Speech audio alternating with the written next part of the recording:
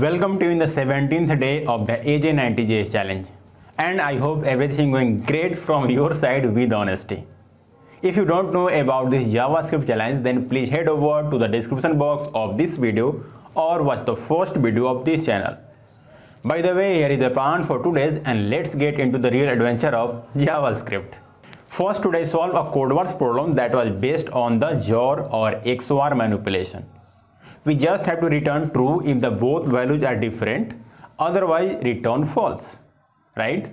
Then I applied an operator over here, which is XOR or XOR operator, denoted by this sign, and its default behavior is to return true if the both values are different, otherwise return false, and that's it, right? Then I complete the documentation about loops on GitHub, and as you already know that I'm making a one-shot video on this topic, including a start pattern and my 4-step formula to solve any start pattern. So please wait for that video because every great thing takes time, right? So that's why I'm also taking some time and will share with you as soon as possible. That's why I'm not going to discuss it over here, right?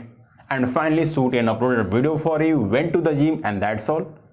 That was some challenges I faced on the 17th day of the AJ90JS challenge.